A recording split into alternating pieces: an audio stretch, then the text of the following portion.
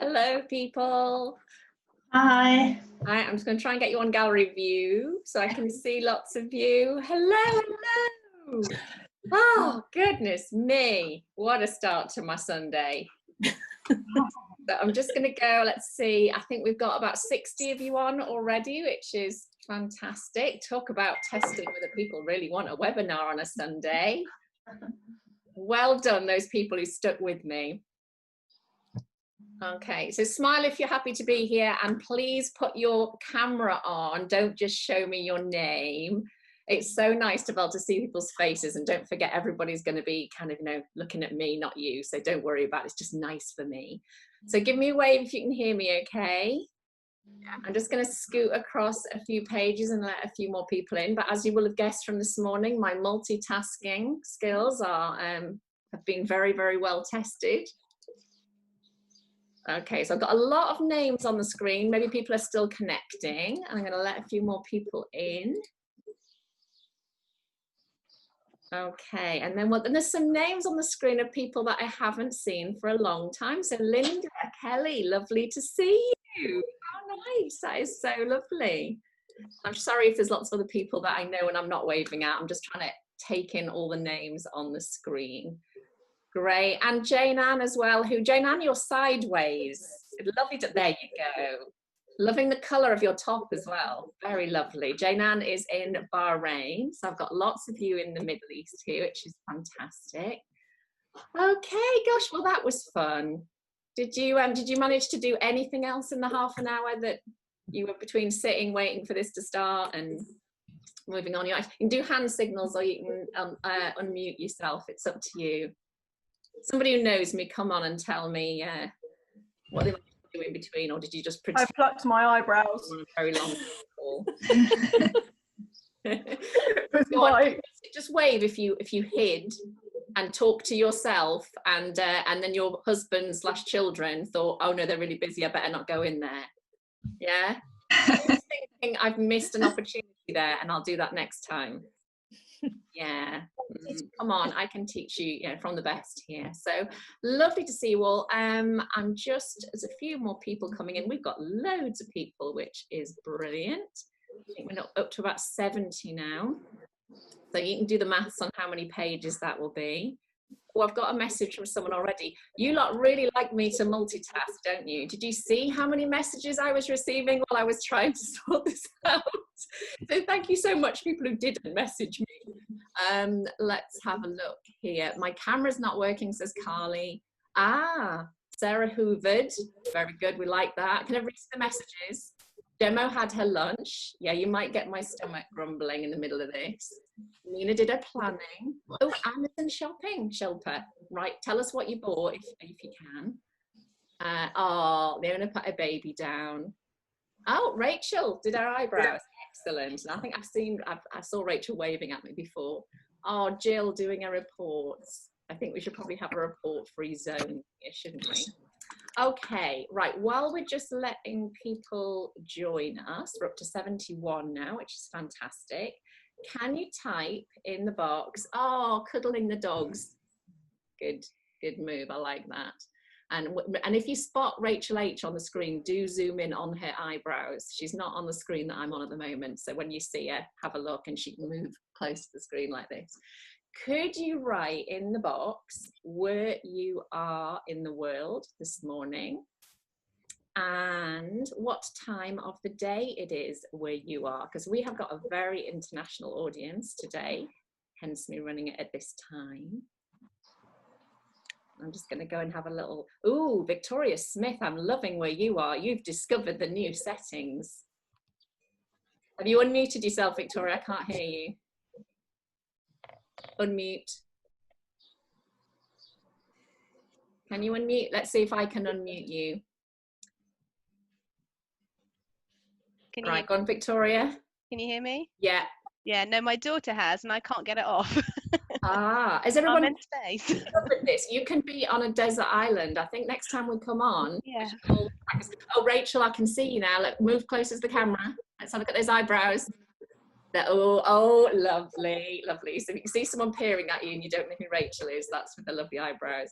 My internet is still doing a lot of beach balling, so we'll just have to hope things work. Okay, right, let's have a look. Lots of people. We've got, if you look at the list, we have for the first time got a lot of people joining us from Australia, which is fantastic. So those of you who thought, what is she thinking 10 o'clock on a Sunday morning? Let's have a look, because depending on where you are in Australia, obviously, it's gone 8 p.m. Nigeria, 11 a.m. So on the same meridian as us. Even Scotland is on the same time zone. There we go. Let's have a look. Anybody else? Quite a lot of us from this part of the world. So I know I was due to have some family members join me who are not just there to support me, they're actually in education. So I'll have to keep an eye out for them. Can't see them on the screen just at the moment, but if they are there, they can unmute themselves and say hello. So welcome to you all. As I say, big thanks for sticking around. Just for next time, because I'm planning on doing lots more webinars. And I live in mid Wales in the UK, in a very rural area, and we have a lot of problems with our internet. The minute the local use of internet gets bigger, because I don't have any high speed here, it can go down. So those of you who very, very helpfully said about the Zoom, it doesn't make any difference what date or time the Zoom is. It doesn't make any difference accessibility. So thank you for pointing that out, lots of people. But it won't make any difference if there's ever a problem with me putting in the wrong information.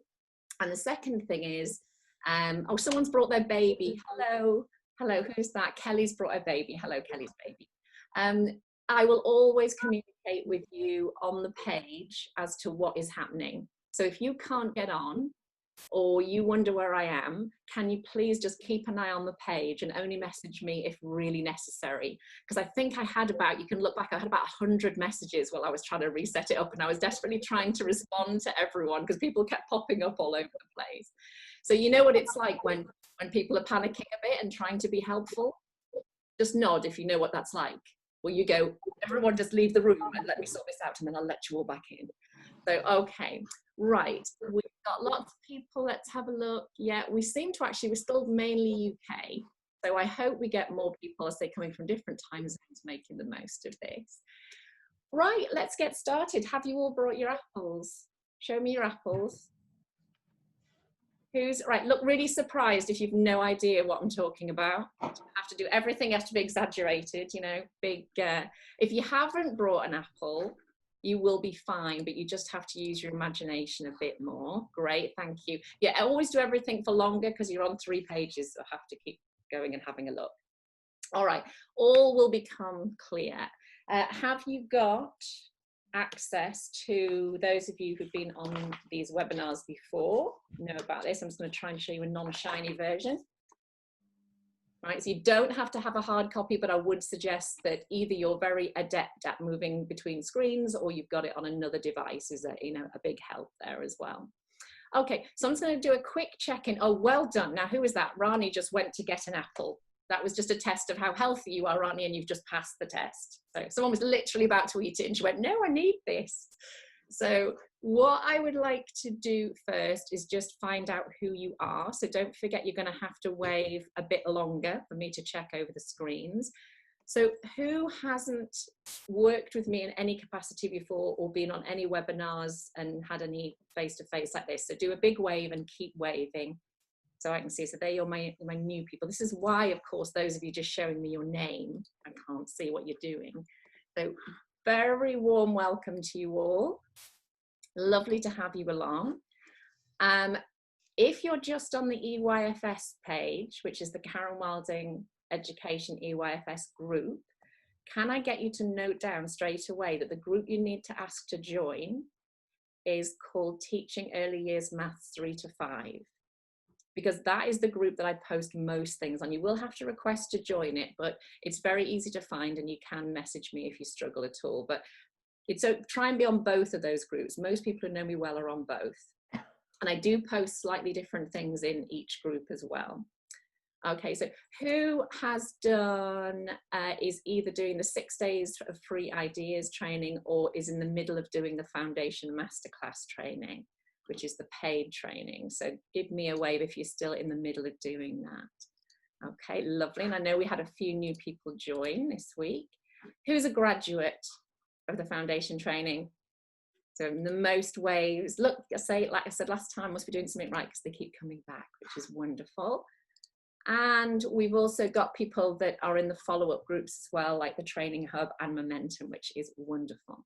Okay, the way we're going to run this, everyone, is it's mainly going to be me demonstrating things to you. If you were on the webinar last week, which was last Thursday, or if you've had a chance to go and watch it, you'll know that it's mainly me kind of leading the training, but you will have seen, for example, Jem unmuted herself and came on and said something, and I really want people to do that. But I will try and keep an eye on your messages.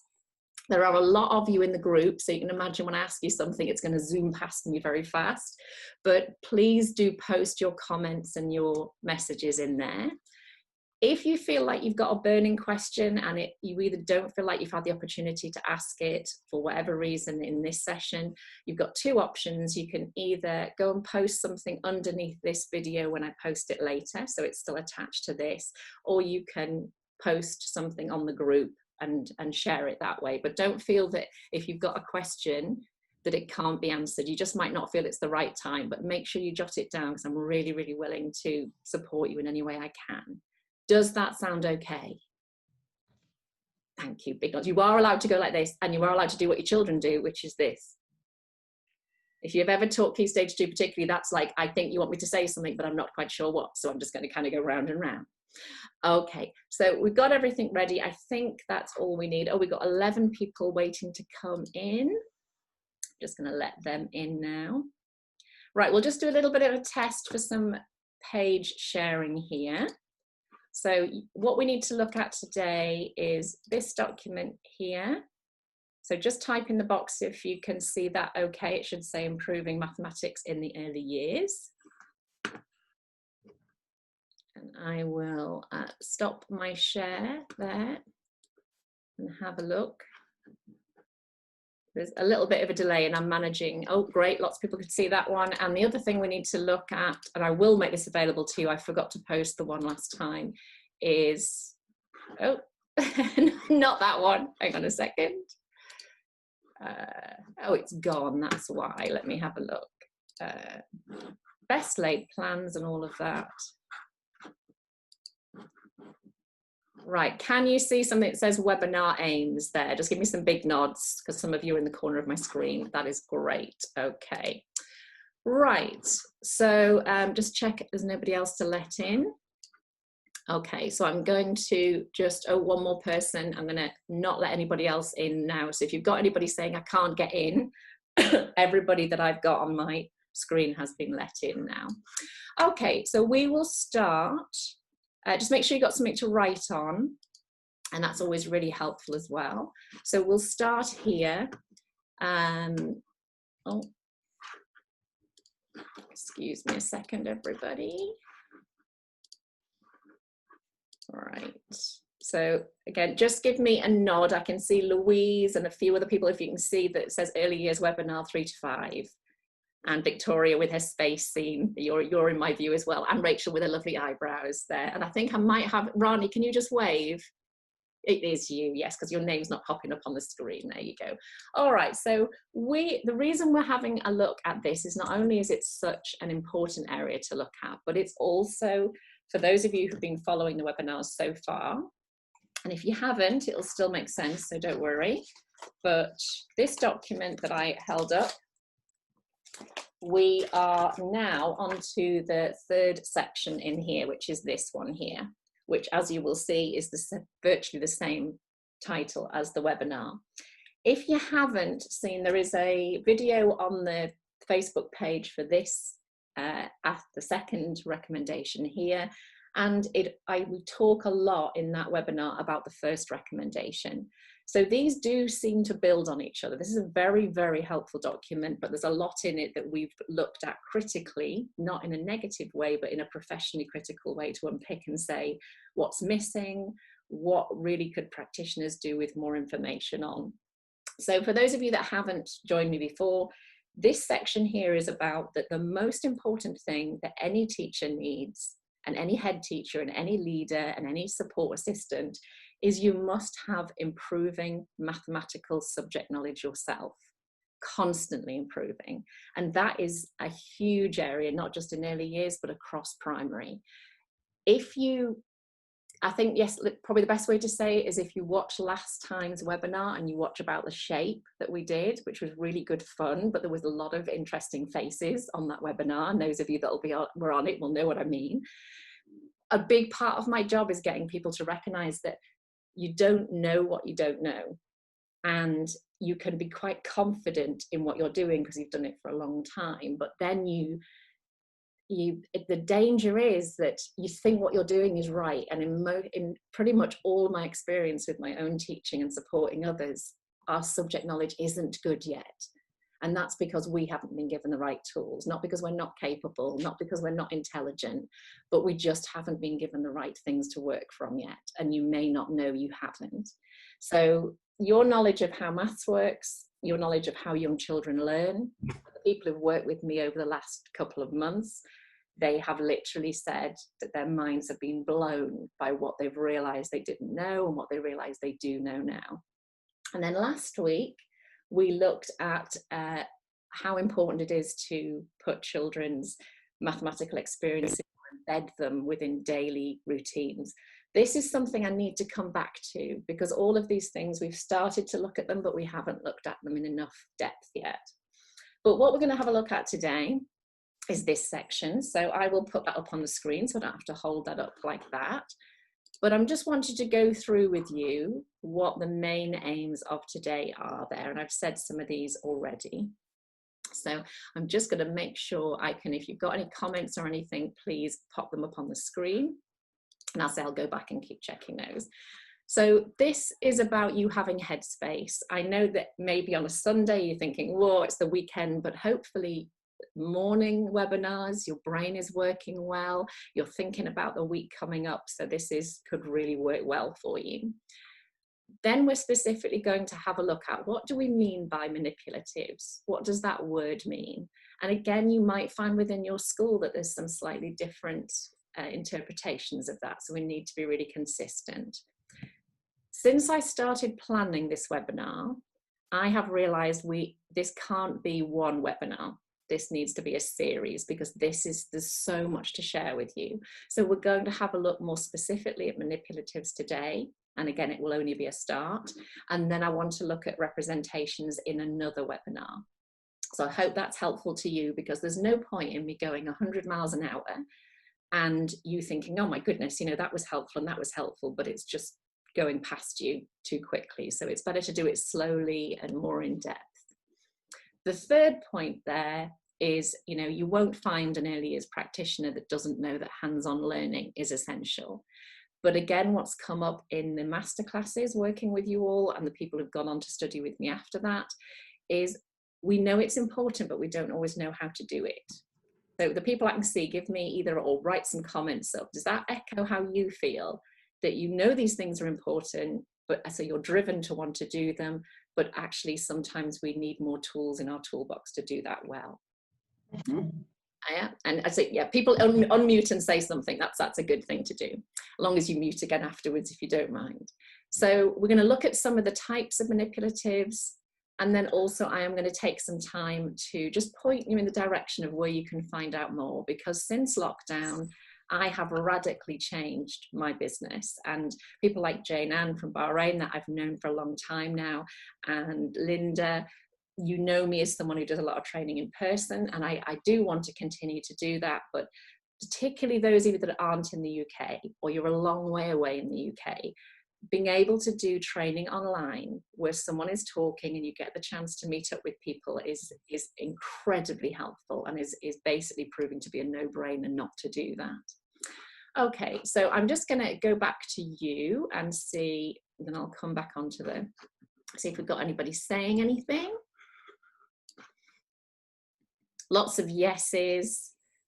And Megan says, yes, the number sense course showed me how to use materials which I had in the classroom. Under pressure to cover content. Yeah, I mean, there's so much here. You'll find that when we start to discuss things, or I'm leading this session, you know, a few of the really important things that many of you have heard me talk about is you mustn't ever allow yourself to believe that by constantly putting the objectives of the curriculum at the forefront of your mind, that's how children learn. So many practitioners are like, but I'm just under pressure to do it like this, and I'm under pressure to teach them this. And you're like, that's what you're aiming for, but you've got to focus on how to do it, not the what. And most practitioners I work with are very focused on what children need to be able to do, and much less so on what skills you need in order to help them learn to do that. Does that make sense to people? And that's not you choosing to do that, I know, but don't forget that by doing this, which is content and coverage and thinking someone's telling me to do this, you will never ever result in learning. And I think everyone in this group knows that, but kind of feels like you're being torn between them.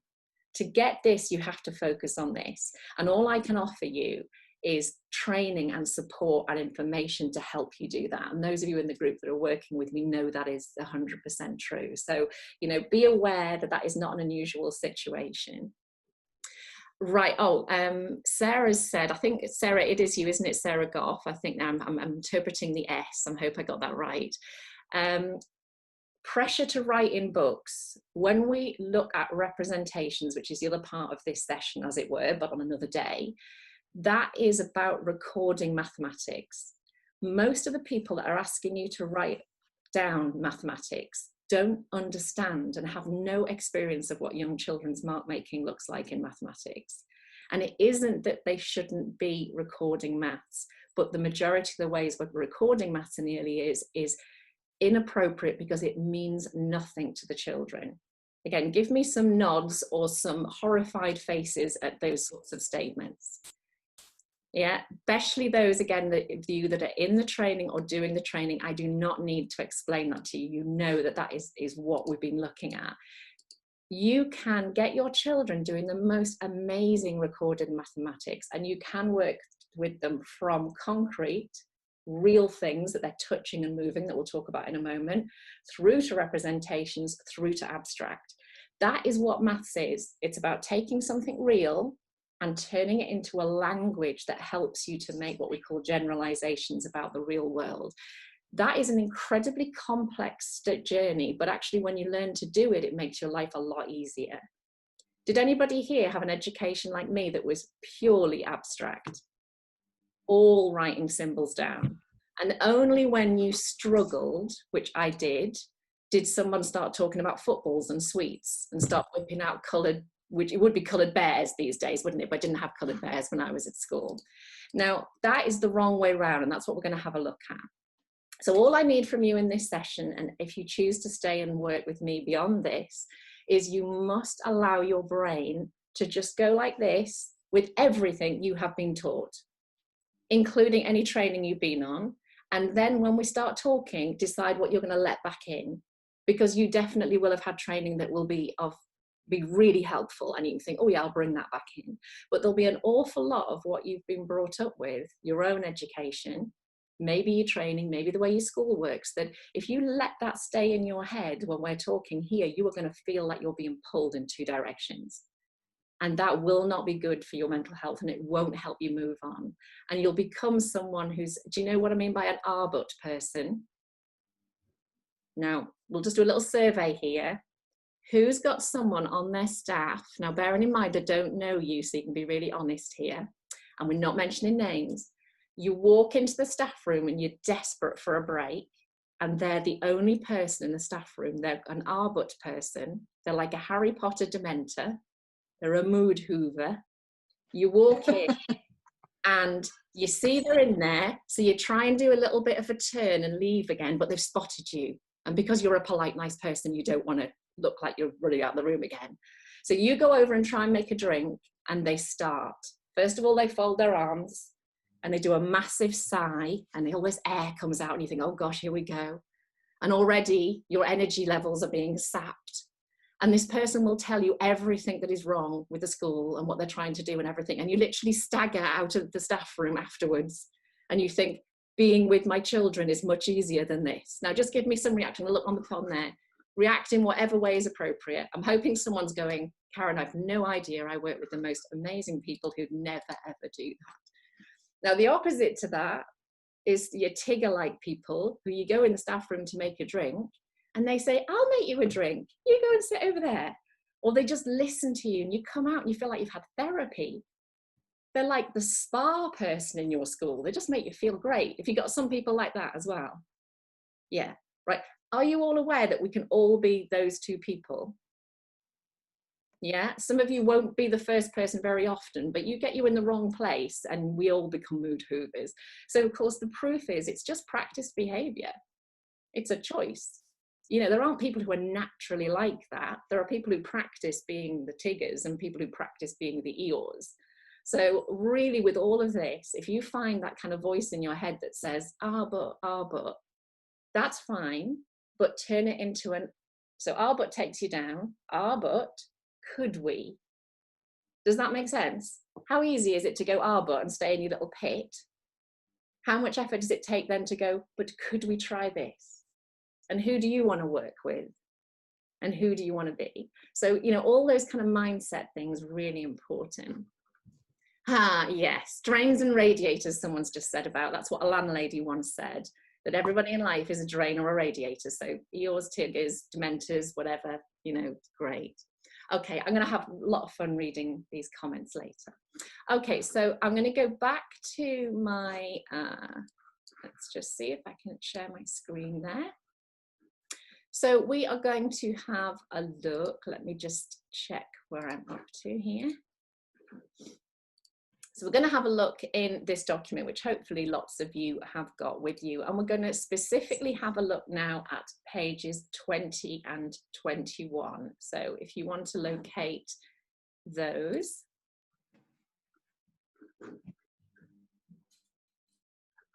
And I'll just pull up my version on the screen so you can see, okay.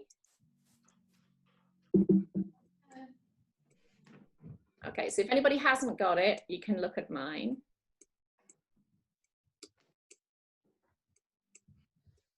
Okay, right, so we're here. Okay, and I heard someone there, I don't know if it's someone trying to get my attention, but if there's anything that isn't working or you're missing anything, someone, particularly someone who knows me, come on and you know, unmute yourself and tell me what's happening. Okay, so the most important thing is you get yourself a cup of coffee at some time and you do properly read this chapter, because I'm just going to pull out messages from it. But one of the top tips that I always share with my groups is trying to find time to read. Doesn't matter how driven you are to do this, is so difficult. So make a cup of coffee, even if you have to go and lock yourself in the bathroom or whatever it is, depending on your home situation. And for as long as it takes you to drink that cup of coffee, tea, whatever it is, give yourself some reading time, because that way you will regularly read for 5 or 10 minutes, and that is better than not reading at all. So top tip, go and try it. So what I wanted to point out on this page here is there's some really useful things here saying what a manipulative is. And what I really love here, and it's something I'll unpick further into the training today, is a manipulative is is anything that a child uses or you use to demonstrate your thinking, to help somebody understand what it is you're you know, making sense of. So what's lovely here is it looks at things like pine cones and buttons and everyday things, as well as mathematical equipment. So I think that's one of the most helpful things to begin with, is maybe in maths we think of manipulatives as being, I've got some of mine here, things like cubes, which are really, really helpful, and counters and so forth. But don't forget, and I'll show you some more of these, you know, these are great, but those are kind of the... This morning, Connie, we've been looking at Sorry, I think someone just needs to mute themselves. I've got someone's other half on at the moment, thank you. So got things like that, but then we've got the everyday as well. And a representation is a drawing or a diagram, and it says about symbols there as well. But you think about there, we've got pictorial and abstract within that phrase representation, because mathematical symbols mean nothing unless you can attach them to a concept image, which is something, again, we may have to look at more in another session. But drawings and diagrams are where we really need to be thinking in the early years, and not just the early years, beyond as well. Those of you that understand what a bar model is, that would fit into representation, and it's something I'm going to have a look at with early years in the next few weeks as well, so if you're interested. Okay, moving on here, this is my first area of contention. So I have got my slides over here, you may have seen it earlier. It says manipulatives and representations can be powerful tools. Now, I'm gonna, this is just my opinion based on my experience, but that word can shouldn't be there, it's are. Manipulatives and representations are powerful tools. They're absolutely essential, it's non-negotiable, and I'll show you some more things if you're not where, at that stage of your thinking yet, or you don't agree at this stage. But if we have a look through, just scan through how many times, like, they can help children make sense of mathematical concepts. Well, that almost suggests that there's another way of making sense of it. And you only make sense of life by experiencing life. You only make sense of anything by using your senses and communicating and being involved with that thing and communicating your understanding to others, whether it's verbally or non-verbally. But I want you just to scan through there and be aware, maybe make a note somewhere. Where in this document is it a little bit wishy-washy? And think, hang on a minute, I've been through my document. I show you here. And I've started to mark with a highlighter, and you could obviously put post-its and things in, but I really strongly disagree with the fact that it doesn't commit to saying this is essential, and therefore as a practitioner you need lots of support and input and training to help you do this really well. Here as well, it's lovely that it mentions about whole body movement. Those of you that have continued to work with me, we've started to look at how important gross motor control is in becoming a mark maker. So your back muscles, your core muscles. I wonder how often when we're planning maths, we're thinking, what leads to a child being able to make these marks? Not how do I get them to make the marks, but actually what's happening with the arms and the body and all the other parts of the curriculum that support this. So that was really important. There's 3 bits within this tiny section here. So that even though you could easily scoot through and read this in a few seconds, you've got your physical body there. And don't forget that these references, that number 35, go and have a look in the back of the document as to what that refers to, because there's further documents. Then you've got the idea about jumping and clapping. When you associate a physical movement with something mathematical, such as you're counting and you're clapping as you count, that creates such strong, neurological links in the brain, because the brain is experiencing sound and movement as well as the concept itself. And you know how important rhymes are and songs are, but actions are, absolutely fantastic in maths. And again, that's something probably we need to look at in more depth another time. And then here, fingers.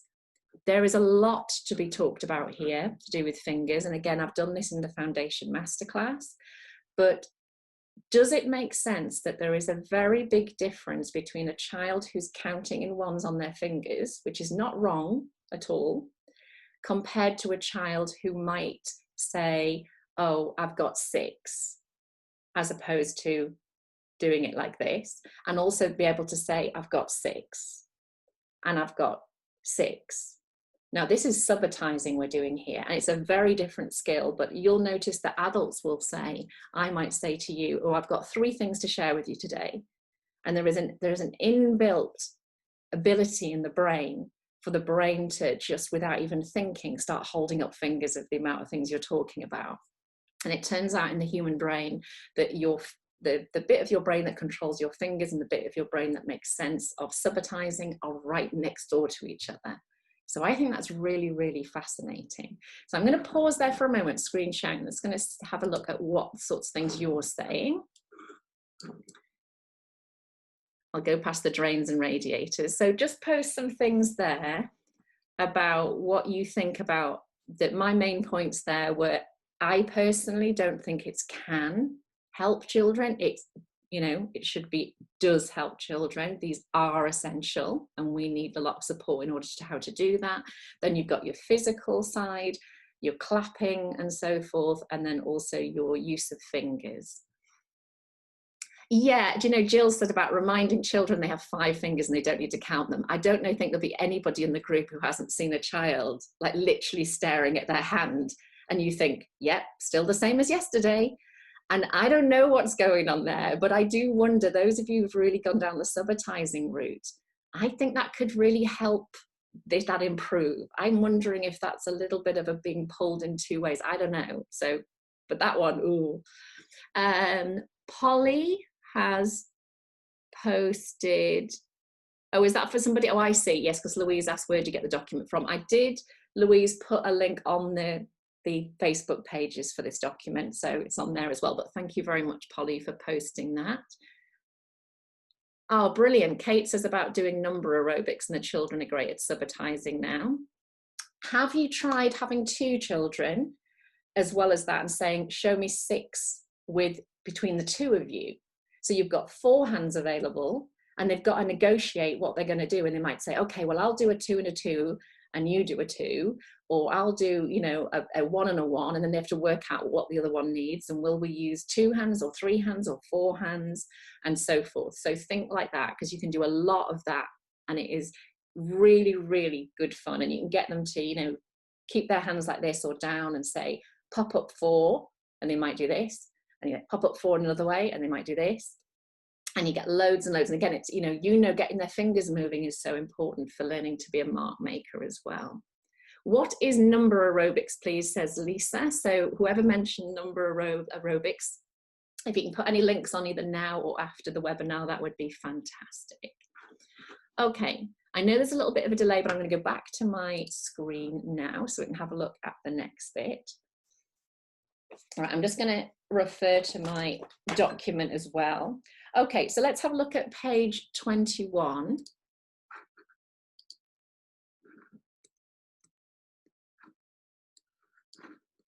So again, I think this is an incredibly loaded page. There is so much good information on here.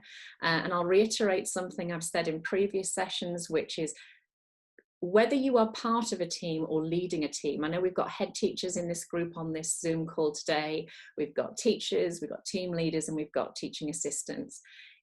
Trying to get your team, or working towards getting your team reading together regularly, is one of the best things you could ever do, because it's not even just what people read, it's changing people's point of view of how you become good at your job. You can only become better at your job with more knowledge and with sharper tools. Being in the classroom for more years just means you sharpen the tools you've already got. And more experience doesn't mean better practice. It only means better practice if you're constantly improving. And of course, that would be the same if you were a chef or if you were an artist or anything. And we know that's true. So using a document like this that is free and is available to you all over the world, and it doesn't matter whether you are watching this in Australia or you're watching this in the Middle East or the Far East or anywhere in the UK that doesn't use the English curriculum, this document is about being great at early years maths teaching and Key Stage 1. It's not unique to any part of the world. So let's have a look at this one here. All of these literally could be a webinar on their own. So the idea that children understand that the manipulatives and the mathematics are connected. Again, in the training, we've done so much on this. Having plastic equipment on your tables, having your children using equipment, or seeing your children playing with equipment, all of those things are really valuable, but it doesn't necessarily mean they understand that this equipment can be a tool and a language to express mathematical ideas. That's a very different way of looking at the world. And I'll do a little bit of that either in this session, but I'll certainly do it in the next session. Our children have to understand that a cube, for example, can represent a child. And that's a very strange idea, because this cube does not look like a child. And then we suggest actually it could represent a biscuit, or it could represent the difference in a temperature, because even very young children, I know those of you in the Middle East won't be able to relate very well to this, except when you come back to the UK, if that's where you're from. But the idea in the UK that this might have been the number on the thermometer yesterday, and this is the number on the thermometer today, and this felt colder and I needed my coat, and this one I took my coat off when I was running around outside. So the cube is used to represent a concept, but that concept can be generalized incredibly widely. And that is when you realize that's what you can do, the world opens up to you, but you won't make that connection without good quality teacher support. And therefore teachers need to understand how that works and all the steps involved there. So lots and lots on that first one.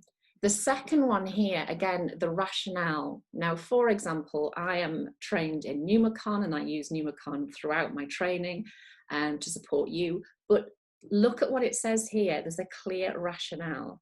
Most settings with Pneumacon don't really understand where Pneumacon came from and what it's aiming to do. And when you talk about concept images and you talk about using Pneumacon more widely and away from the plastic shapes, and what's happening, people sort of get a little bit unstuck. So that's evidence that people are not clear on the rationale underpinning equipment. That happens with Dean's, base 10 all the time. It's certainly happening with place value counters up in Key Stage 2. And it comes back to recommendation 1 in here, which is our subject knowledge. And it's our subject knowledge that will allow us to do that. Representing problems in different ways. Again, this isn't about giving them the sort of, what's the best way to do this or the most familiar way to do this for a child, but actually thinking about how the child can make sense of their thinking and how can we balance what we enable them to understand is a useful way to record things, but not dominate that journey too much. And that's really difficult, because if you overly show a child how to do something mathematically, they will just copy you. And on the one hand, we want a bit of that going on, but we want the child to make sense of their thinking in their own way. So again, that's something we need to look at a lot more, because you can see there's a lot in this. I'll do that more in the next session. The novelty. Just give those, I can't see all of you here, but just pop something in the box. Are you aware of a couple of things here? One, that when you put equipment out for the first time, or they're not normally out, that you will be very boring compared to this equipment, and the children will want to explore the equipment more than listen to you. And are you one of those practitioners that's shocked by that? Because I get a lot of people saying, oh, we put equipment out, they just mess with it. And I'm like, yes, because it's more interesting than you. Why do you have a problem with that? It's only less interesting than you when they see it all the time and they've had loads of time to play with it, because there's a novelty attached to it. They also like certain Pneumacon shapes, for example, more than others because it's their favorite color. Or they like something because they think you like it more. So again, be really aware that when a child chooses equipment, it needs to be for its mathematical benefits, not because they like it. And the way that I illustrate that on training often is to say, if you were trying to mend a wobbly leg on a table and you got your toolkit out, would you say, I'm going to choose the tool that I like? Or would you say, I'm going to choose the tool that will do the job? And that's a kind of really strong analogy, I hope, for you to help you say, don't communicate to children which strategy do you like, which equipment do you like. That's not mathematical. It's which equipment is going to do the job best. And that's the same in early years right up through school. Bottom one here, about the manipulatives and representations. This is something I'm going to touch on today. It's looking at the time, about the ability for children to talk to each other and explain their thinking. I don't think you can ever judge that a child has understood something until they can teach someone else how to do it. And children love doing that, and it is a fantastic way of gathering really high quality assessment. So again, I'm going to come back to you. So any thoughts then, don't forget you can obviously go back and read all of that in your own time. Yeah, I'd like Taryn, tell me a bit more about pre-teach, because that phrase comes up a lot, and I would like to know a lot more about what people are being told about pre-teach and who gets pre-teach, because again, I might not know enough about this yet, but the first line of teaching is obviously always to do everything at a very high quality for all children. And I think there's an awful lot of schools being kind of told, grab these children first and give them this, so when you do it to the whole class, they'll know what's going on. And you think, you know, hang on a minute, but why don't we adjust the way that we're doing it so that they all know what's going on the first time and slow things down? So again, I'm not being critical, I'd just like to know more about that. Future learn. Right, about pre-teaching. But am I right in thinking that pre-teaching is about grabbing children and giving them information before the rest of the class? I would say pre-teach is using that play opportunity, and when you see certain children showing an interest in that manipulative or the resources that you put out, it's about kind of leaping on that opportunity to do a bit of pre-teach on a concept that you know you're going to cover in maths. And sometimes it's good for those children that are take a bit longer to process things, or those SEN children that you want to be part of the lesson, but you know by showing them beforehand they might be more engaged alongside the whole class, if that makes sense. It does make complete sense. And do we then need to make sure that, you know, I think that particular when Taryn said about people who take longer to process, you know, is everyone happy in this group that as an adult, if you take longer to process something, it doesn't mean you're less clever? Is there anybody here who's someone who takes longer to process things than other people they know? I'm going to hold my hand up here, because I like to really think about things, and I like to really feel like I've thought about it from every angle. Now, the trouble is, in school, those children are often viewed as less able. You know, the ones that, oh, they're not going to get it quickly enough. And again, I don't think for a minute that's what any of you really think. But I think when we're caught up in the moment and we're listening to SLT and, you know, whatever, talking about things, these children won't get it, so we better do this. So I'm wondering, and again, this is a genuine question, it makes so much sense what Taryn said there, but do we then need to be aware of, when we've done, as it were, the introduction to this idea, what does the high quality continually meet this afterwards look like? Because don't we want even your rapid graspers, because often rapid graspers are quite shallow learners. They're really good at mimicking what you've said. They're really good at looking like they've got it. And they may well have it, but actually the only way to test they've got it is to continually come back to it in different ways. So I'm wondering again, diagrammatically, whether there's that, yeah, we've caught a few children earlier, because like you say, that in the moment opportunity. We do our big, here everybody, this is new. But I'm wondering if what happens afterwards is as good quality as it could be.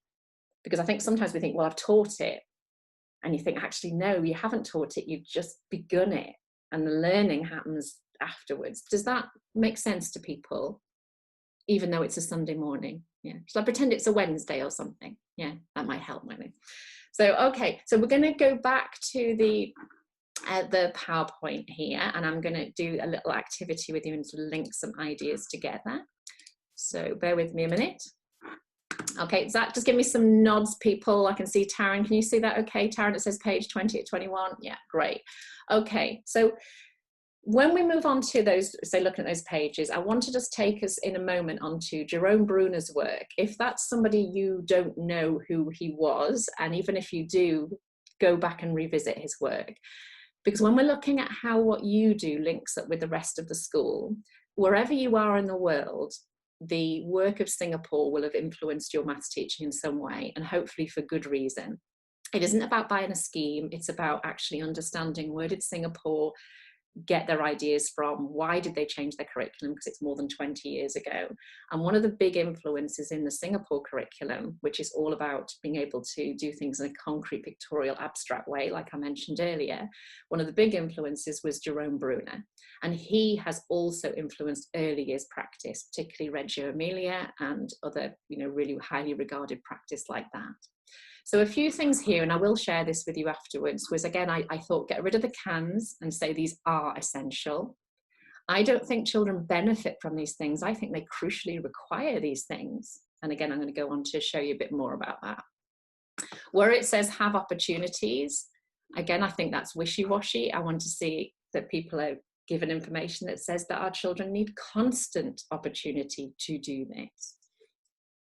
And here about an understanding that helps us to understand where pictorial representations fit into this. So I've talked about the other things on there already. Okay, show me your apples, everybody. I'm going to flip between here because I kind of want to see what you're doing, just to entertain me at this point. All right, now if you haven't got an apple, and one or two of you may have done this with me before in person, but you can think about how you would do this with your staff or parents. It's really good with. So if you haven't got an apple, you're just going to pretend and hold your apple in your hands, your pretend apple. The rest of you can hold your real one. And for the next couple of minutes, you are going to be the very, very best early years version of yourself you can be, which is basically just be a really good human being. Yeah, the best version of human beings are our little children, because they haven't learned all the rubbish that we all get exposed to later on. So you are going to explore this using your senses. You're going to stick your nails in it, you're going to smell it, you're going to touch it. And at the same time as you're doing that, just jot down on a piece of paper, quite randomly, anything you are saying to yourself or thinking. So, you know, if you want to talk out loud, obviously do, but keep yourself muted. But just cover a page in things about your apple, and try not to be an adult here. I don't want clever responses, I just want purely human responses. So whatever you find yourself saying, it might even be not even a real word, because you're just trying to think, what does this, how would I describe this? So cover your page in that. And when you're ready, you might want to stick your knife in it or something, but think about rolling it around. Don't cut it up too soon, and maybe have 10 or 20 words down. Okay, so over to you.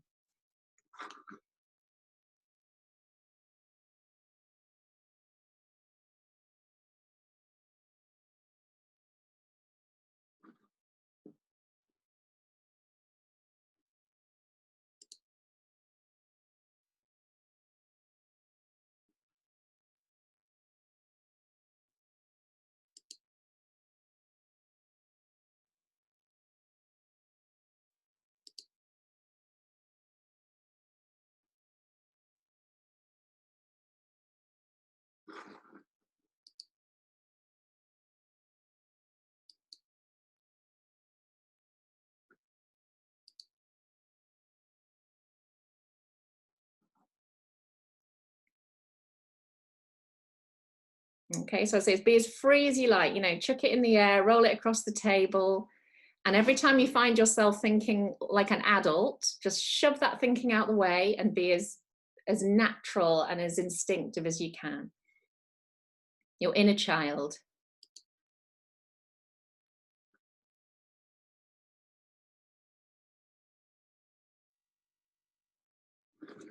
I just spotted Marie's brought someone along with her as well. I'm spying on you all now, you see. So thank you, people who've got their photos and videos up. Okay, when you've got sort of 15, 20 things, just hold them in front of the camera so I can see where, not necessarily read, but just get an idea of who needs a bit more time and so forth.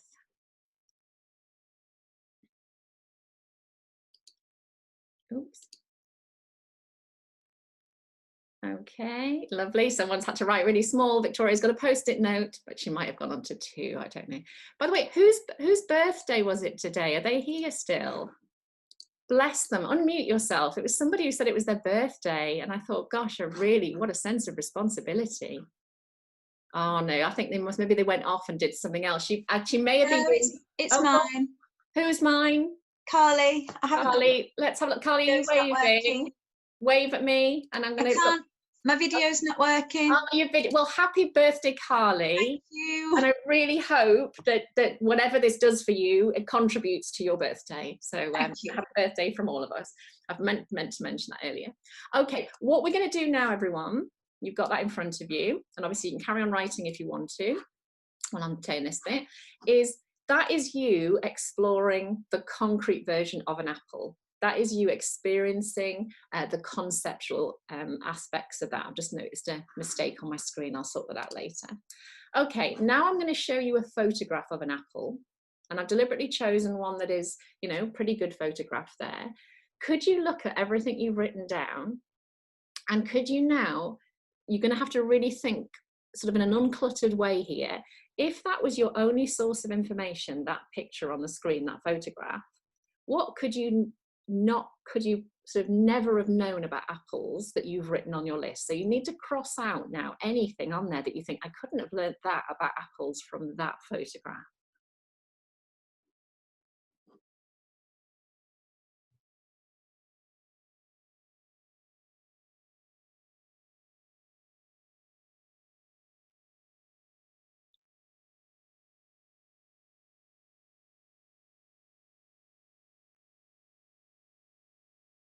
And while you're doing that, I want you to think about your real apple and how easy or hard it was to engage with that real apple, and how easy or hard it was to come up with all those words, and even if they were made up words, and how willing you were to stick your nails in and cut it up and taste it and smell it and everything. And now I want you to think about what your level of engagement is with this photograph compared to that. And type anything up on the screen that you're aware of. That's like your meta learning.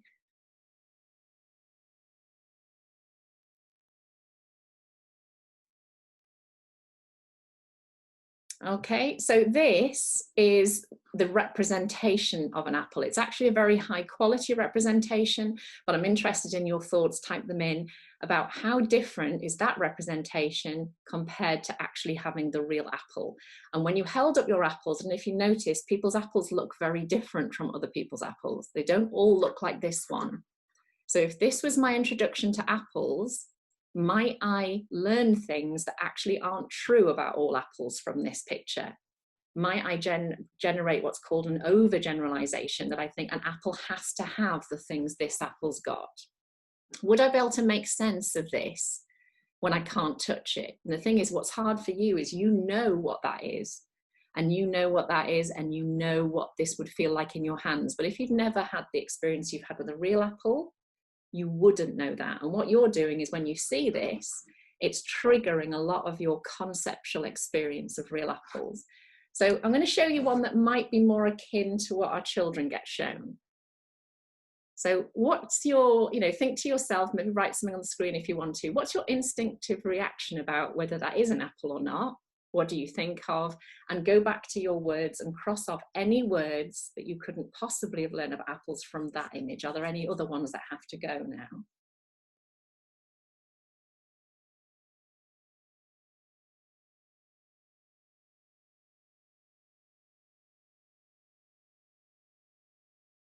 And again, be aware, do you have a different level of engagement on that image to that image? And when I'm asking you, for example, if that's what you were learning about apples from, how hard are you having to try? So I've talked a lot in the training about cognitive load. What's happening to your cognitive load when you had the apple in your hand, and what was happening when you saw this, and what was happening when you saw this. And finally, that's your only source of information about apples. So you've never come across apples before in your life, and I'm going to tell you in English, we call that apple. That's how we say it. Of course, depending on what phonics knowledge you've got, you might pronounce that differently. So go back to your list. And what does that teach you about apples? And cross off anything that you couldn't possibly have learned. Okay. So first thing I'm going to ask you to write about is just what is left on your list. And if you want to, you can show me on the screen. So you can say like 4 things, 1 thing, no things, whatever. So we can all see. How many things have you got? Let's have a look. So it should be 0, because you can't learn anything about apples from the word apple. Is everyone happy with that? So when you hear the word apple, you go back to your conceptual experiences of apples, which you have got thousands of hours of. Is there anyone in this group that doesn't even like apples? Is it relevant whether you like them or not? You think you still will have experienced them. Those of you that like them will have more experience. Can you see that when you had the real apple, the only skill you needed was the willingness to join in? That's interesting, yeah. It's nothing about DNA and intelligence and things. It's like, are you willing to stick your nails in? Are you willing to roll it? And the children who would explore more, and the adults that explore more, will learn more. The children or adults who would listen to what someone else was doing would learn more. The children who are willing to come up with a word that isn't a real word because that's how it feels when I touch it would learn more. Is everyone happy with those statements? So the skill to join in and have a go and not try and be right, but just say what you're thinking, is the most important skill in learning. Because then what happens is you become willing to be invested in real activities like we've just done. And then if you think about the picture of the photograph of the apple, you can still as an adult now tell me loads about apples when I show you a photograph of an apple, because you go back to your conceptual experience. Were you aware as an adult that when you saw the photograph though, you had to try a lot harder to think about what you knew about apples? Whereas when you've got the real thing, you don't have to remember anything. So there's the difference between memorizing and memory. And if you've got something to write on, jot this down, because this is really important in maths. Memorizing is what someone's told you and you've remembered it and you can say it. Whereas memory is you recalling your experiences that you've had that made sense to you. And we can help trigger those experiences with children. And we can use pictures, which could be photographic or drawn, and we can use words. Which one triggers for you the most easy route to your actual experience of apples? Is it the word apple written down and said? Or is it the photograph and the drawing of the apple? And if it's, and then which of that, the photograph or the drawing? So again, jot some things on the screen. I think we kind of know what everyone's going to say, but hopefully this really makes it very clear. So can you see that it's starting to come through? The photo, out of the photo and the drawing and the word, the photo is the strongest. That is why on the cockpit of a plane, even now, and I know Jane Ann's husband was a pilot, so she might want to interject at this point, but if you ever see a photograph of a cockpit, you will see that it is full of images and not as much. It might have images and numbers, but when a pilot is trying to take in lots of information at once, the brain has to work a lot less hard on processing images than processing abstract symbols, because they have to convert those back into meaning. Does that make sense to everybody? The brain has to work far less hard on interpreting images, which is why road signs are generally images, because when you are traveling at speed and the law wants you to make a decision that uses color and shape. So, think about how many times in your life you react to, a no entry sign or something dangerous, and it's an image, and it's not just about the fact that we all speak different languages and so forth. Okay, so I'm going to go back. Is that kind of, I'm looking at you all on the screen here now. Is anybody having a kind of an aha moment here? That actually it's very simple, but hopefully we're realizing you won't learn anything if you start in the abstract. All you will ever learn to do is memorize. And then we will have children who look like they can do things because they can say what you can say. And then the minute you change the context or you ask a question a different way, they kind of look at you like, what are you talking about?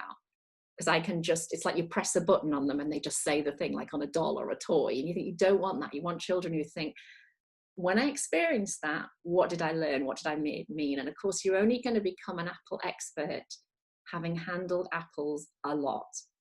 And if you only ever give them red apples, they'll only understand red apples. And if you only give them big apples, they won't understand the small ones. They won't understand those wrinkly ones in the fruit bowl that you didn't eat because you were not as healthy as Rani was when she went running off to find his. Okay, so let's go back into here then. So if we link that then with the theory, Jerome Brunner talked about the fact that everybody, not just in maths and not just in the early years, you learn by doing, you learn by experiencing. And now this is not a new theory, but it does seem to get forgotten about in education a lot. I think it's much more in the forefront of people's minds teaching science, because people, if they're going to teach children about plants, will take them to real plants now, but that didn't used to happen. I had a whole education of filling in worksheets with plants.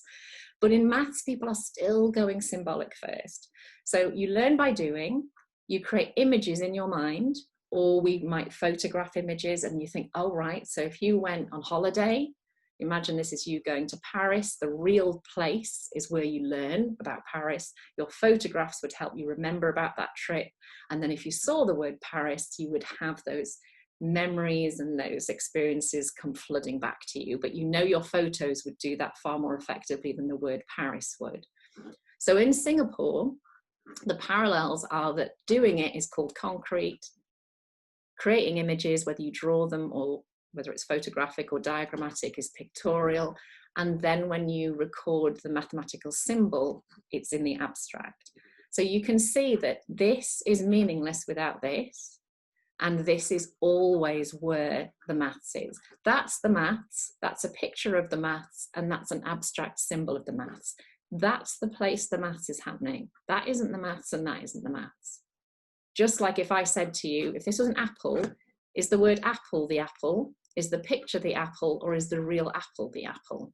And you think, well, of course, it's only an apple at this stage, but these are things that will help us simplify and recall our experiences.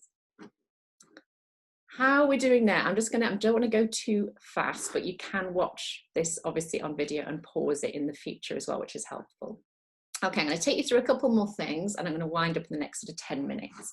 So again, looking at when you're trying to get the rest of your school to take what you're doing really seriously, and you want to be in a position, whether you're talking to governors or head teachers or your staff, and just say, you know, what we do underpins everything that happens from early years onwards. So this diagram here is really, or this table is really helpful. So I'll unpick this a bit for you, but it's all based on what I said here. So in Singapore, 20 years ago plus, they found, I'm paraphrasing a lot here, but they found that their children were procedurally very strong computers, but problem solving wise, very, very poor, which has an impact on the economy, mental health, physical health and well-being. Of course it does. So they turned to the work of a number of people, which I might share in another webinar, but people like Vygotsky, Zoltan Dean, Jean Piaget, Richard Skemp, but also Jerome Brunner. And they didn't invent a curriculum. They took their theories about how to teach problem solving and how to get children to be thinkers and use memory and not memorizing. And they saw a dramatic change in their curriculum, but dramatic over 20 years. So here, what this means is high means high cognitive load. Questions that a computer can't answer because there are too many varying factors. Now in Singapore now, this is from a couple of years ago, but it's fairly contemporary, 81% of their children, I think this is data from the equivalent of about 11-year-olds, but again, it doesn't really matter, but it's certainly, you know, not early years, but this is children later on, 81% of their children scoring really highly on questions that computers can't do. Look at the US and England, really low. Only 3 to 4 children out of 10 can do that. Interestingly, if you go over to low, low means low cognitive load. So purely computational, using a column method or using just a procedure that you've practiced to an inch of your life, with an inch of your life. So interestingly, still very high amongst the Singaporean children, 99%, and very much equivalent across the US and England. So this picture here is one you should recognize. In the UK, I won't just say England, but the UK and the US and countries very similar to ours, and maybe we see this similarly in the Middle East, you've got children who can perform like little calculators and machines. Now the trouble is calculators can do that much better than humans. That's the one thing they don't need to be able to do. It's great if they can do it, but they don't need to be able to do it. They need to have great number sense, great estimating, great approximating skills. But what they do need to live in the modern world is to have these high, and if I take you over here, these incredibly advanced skills. Look how low the data is. So this is the skill that will allow you to survive and thrive in 2020 and 2030 and 2040 in an ever problem-solving rich world. So I think that's really, really helpful. If you can read that data and have a look at that, there's a lot more to share.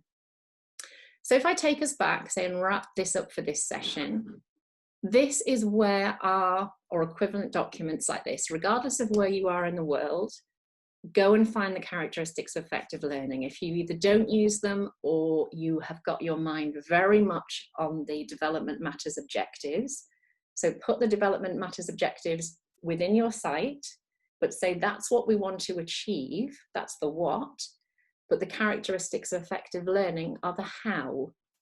In order to get anybody, so if you want to run a marathon, running the marathon is the what, but you know you have to think about your health and your regime to get fit and the things you're going to wear and who's going to help you. If you don't focus on that, you're not going to get to that. And the trouble is we tend to focus on the what and not the how. So have a look. This is only one way of looking at it. I just like the way this is laid out, but this is going to enable you to plan a curriculum where your children can do the things that lead to this level of high attainment. And one of the main things we need to think about is how hands-on all of this is as well.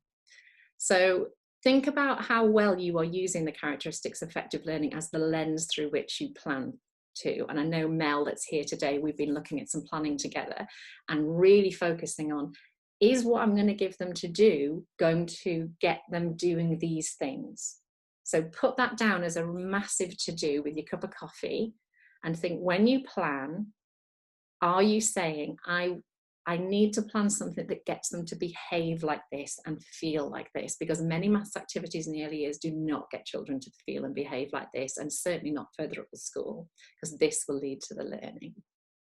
Okay, I'm going to break off for a moment, see what you're saying, and give you a moment to go, listening to me. Does all of that make sense so far, everybody? Yeah, and can you see why we need like about 10 of these, not one? Because it's everything you're doing. The more connected it is, the less you will have to do, and the more high quality what you do will be. Okay, so I'm going to finish. Oh, thank you, Leona. I've known Leona a long time. Just looking as well, there was, I've just spotted as well earlier, Karen from my first group is on with us as well. I hope she hasn't popped off. I can't see her now, which is so lovely. So people who kind of went away for a while and have come back again, which is great. Okay, so I'm going to go back to my shared screen again, everyone, and we'll think about, say, wrapping this up here so you can come back and have a look at this. So I started to then think about, if you're focusing on why things need to be hands-on and the characteristics of effective learning, then we need to start to look at some of the detail of this. But there's no point in having detail if you haven't got a big picture. This is like, your big picture is your map and all of your, you know, your tools. So I thought here, to extend what they were saying in the EEF, that these are what our manipulatives can look like or could look like. So your loose parts, I'm a huge fan of using loose parts in mathematics. So again, that's a kind of whole course on its own. But in the training that I've got on my website, the www.eymaths.com, which is on the Facebook page, in all of the training I do in the Foundation Masterclass, I use these natural objects and loose parts within the training right from the start. So things like plant seeds, I thought conkers, acorns, or whatever country you're living in, different countries obviously have access to some lovely things that fall off trees. Using sticks, be they things you've chopped up yourself and bark slices and that kind of thing, or just things that are in their more natural state. And then yes, most of us don't want a setting full of plastic, but of course, if the plastic is in the right quantity and the right kind of thing, it can be amazing. So one of the easiest ones for us to relate to is the bottle tops of, say, milk. If you have 1,000 of those, and there can be different colors, the maths in that is absolutely fantastic. And you just run it through the dishwasher and, you know, you can replace them, the parents can contribute to collecting those. I put washers. I'm a big fan of going to tool shops and getting washers and bolts and nuts and screws. If you want your money to go a long way and you want, you know, obviously think about the size of them, depending on the age group you're working with. But next time you've got any money, think like this. I know Shilpa that's with us today, we were talking about stones, garden centres. Don't buy stones from florist supplies or online. You know, go to an aggregates company or go to a garden centre, make your money go further and buy a lot. Don't buy small amounts of anything. You know what it's like when you only have a few blocks, it's rubbish, buy loads. Tools here without standard measures. So do you regard at the moment, when you are planting things with your children and they're working out, do I need a long bamboo stick or a short bamboo stick? Or do I need a long piece of string or a short piece of string? And how many do we need to tie these up and cutting them? Are you thinking about the fact that those are manipulatives? Because a child, when they're explaining why they need what they need, is using something they're touching to explain their thinking. And obviously they don't have measures on them. So I've said non-standard. And then we have all the equipment that you have in the home. And again, my recommendation would be always try and buy your equipment from the local supermarkets. Try and make it look like the stuff your children will have at home, because that way children won't see maths as happening in the classroom differently than at home. gardening, basic gardening equipment and flower pots and things, obviously that hasn't got a standard unit on it, but try and avoid buying things from educational suppliers. Go down to your local, whatever your local homeware store is. You'll get better value for money and it will look like the stuff your children use. And then finally, probably what we all think of as being mathematical resources. Absolutely brilliant. Counters, interlocking cubes, the 5s and 10 frames that I've been using in the training, clocks that are plastic versions of real clocks and so forth. So is that helpful in seeing that I think perhaps manipulatives are seen as this, and maybe people don't recognize just how, I think we all know these are important, but these are manipulatives too. Okay, so what I'm going to finish on, and as usual, I've run out of time to show you other things, so I'll just point in the direction of a few helpful things before I go. But this week on the site that I mentioned, the Facebook page right at the beginning of this webinar, the Teaching Early Years Maths 3 to 5, I will try and remember to post this on the EYFS group as well. But I'm going to do a massive focus on super subitizing. And I know there is so many of you in the group, and I saw earlier, like Nina commented on this. If you want to change your perspective of early years maths dramatically, very quickly, and link in with all of the loose parts and manipulatives here, super subitizing is the way to go. Those of you that know what it is, I'll post some images to make this clear, but can everybody picture, for example, in a field, 4 dandelions? So just picture that in your mind. You will have seen me post things like this. And you can get your children to actually represent those 4 dandelions, but using counters instead.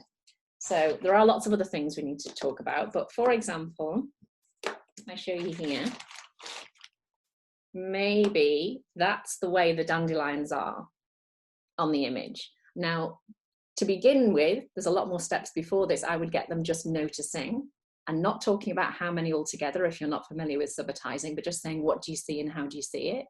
So they might say, oh, there's a 2 and there's a 1 and there's a 1, and some children might count them, and that's fine, but we're trying to encourage them to look without counting. That's what we're moving towards. But can you see here that when you represent the dandelions with counters, you have shown them that this represents something. It isn't the real thing. And then maybe you show them a picture another time of 4 children sitting at a table, and maybe the children are sitting round the table, so the arrangement's like this, and the children represent them with the same counters they represented the dandelions with.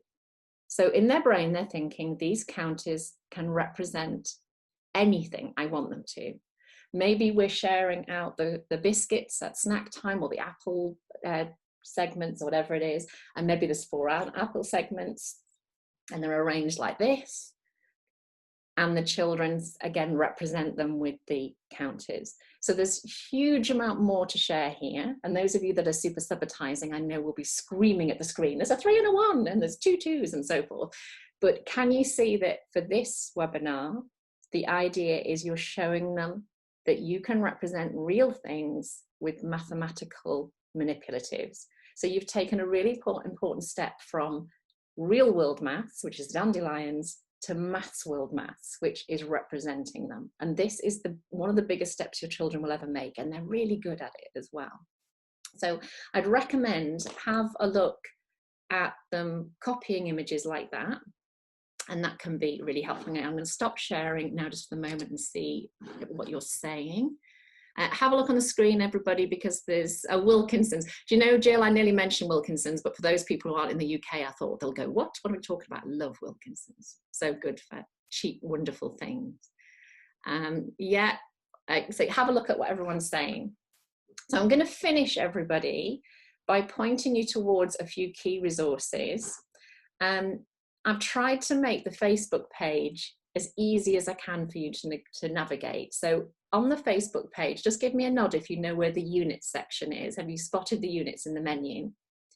It does change where it is depending on whether you're on a phone or a tablet or whatever computer you've got. It's a bit of a pain, but find the units section. I'm saving the webinars with a label that puts them in there, so you'll be able to find that. But I've also recorded some video tours of the training site, so you can kind of go in and have a look at the training without having to buy any training and see what's available, because I really wanted you to see what was available. And I know we've got lots of people have jumped on since last week and come into the training. I think I wrote it down. I've got 800 of you training with me now, and 3,000 of you in the group, which was set up only at the end of March, beginning of April. So that is absolutely wonderful. So I'm just gonna, right, somebody Taryn, can you give me a nod? Can you see my website there? Thank you. So all you have to do is, this is the www.eymaths.co.uk. This is the Foundation Masterclass I've been talking about. Megan, look, there you are. If Megan's still on, she's got a picture of her head being blown up there because she's all the learning. So there's some information here. Now this is where the tour is. So if you click on here, I actually take you on a little tour of what the training is like. So please go and have a look there. That's some of the people in my group's face when they discovered that counting wasn't the same as calculating. And there's lots of ways in there. And I just wanted to show you that if I click on here, those of you that have done the training know this is what it looks like inside. So you have got all of these things here are videos. So the tour shows you this. So if I click, for example, on here, it takes you, oh, my Welsh internet there, it takes you to a video. You click on the video, and you also have a little description here, and many of the parts have resources attached to them. So if I find one like here, there's some subitizing resources there. I probably won't click on one with any resources. Let's have a look. Oh, well, if there are resources, they would appear here. So go and have a look there. And the brilliant thing is you can pause the videos whenever you like. You can go back and watch them as many times as you like. The training is drip fed every 3 to 4 days, so you don't get too much, and you can take 3 months to do it. And compared to how much you pay for going on a day course and forgetting everything when you come back, the benefits are massive. So if you're interested, go and have a look there.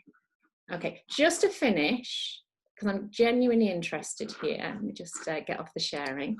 Can you type into the box, what is the cost where you live in the world of a day's training typically? Put it in US dollars or UK, and also add in to that what the cost of your supply cover is and the cost of your transport to the course. So just give me a rough ballpark figure, either in dollars or in pounds, if you put in the course, you going out for a full day, supply cover, and your transport.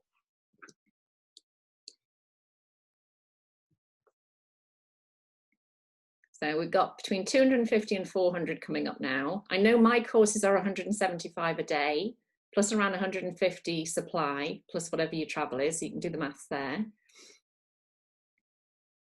So if you look on the screen here and you think, like, the main thing is, and I know Diane in the group that's here would say, is we've talked so much about this. One, you can't release enough of your staff. So one person comes back from the training and the head says, well, I paid for you to go out, so now you teach them everything you've learned. And you're like, I can't. And also from about 2 o'clock onwards, your blood sugar started dropping and you didn't remember anything except what is happening in your class, that, you know, you've left this supply teacher and it's going to be a complete nightmare when you go back, and you're like going, oh, why did I bother? And then you remember that your childminder said that you had to be there for 3:30 and the course doesn't finish till 3:30. Does this sound familiar? Not conducive to good learning. So basically all I need to tell you is that this training is £99. So do the maths. Say no more. Okay. So I'm going to love you and leave you there, everybody, unless anybody wants to unmute themselves and scream or sing happy birthday to our colleague. No, probably won't do that. But has that been helpful? Don't just be polite. You can say whatever you like. Yeah. Can you see that we need to talk about manipulatives and representations a lot more? Yeah. If I said, I want you to write in the box for me as well, do you want another session at this time of the day on a Sunday when you're fresher but it is your weekend, or would you prefer me to return to the early evening slot? I can't completely fit in with all of your childcare arrangements, but I do try really, really hard. So I aim for the 6 o'clock bit, but do tell me So we've got weekends are good, early evening, prefer morning. Please do a course on manipulatives. Yes, definitely. Either, don't mind. Oh, wonderful. Well, do let me know, everyone. And obviously in an ideal world, I may do more than one, but I may move towards some paid webinars if I'm doing that, because obviously it starts to have quite a big impact on time and things, but we'll have a look at that. Thank you so much, everybody. Lovely to see all of those of you that I see regularly, and really lovely to welcome lots of new people. And let me know what you want, and we'll do one. Not a Thursday, says Mel, because of virtual brownies. Okay, I'm hearing you. All right, take care, everyone, and particularly if you're in a part of the world where things are still, I know, really, really tough. In the Middle East, I know you are still keeping smiling, but it's very, very hard, and we're all thinking of you. So take care, and lovely to see those of you that have joined us from very, very far afield. You're so welcome to the group. And loving the eyebrows, Rachel. Okay, like everybody do theirs next time. Take care, everyone, and I will post an edited version of this later today on the site. Okay, bye, everybody.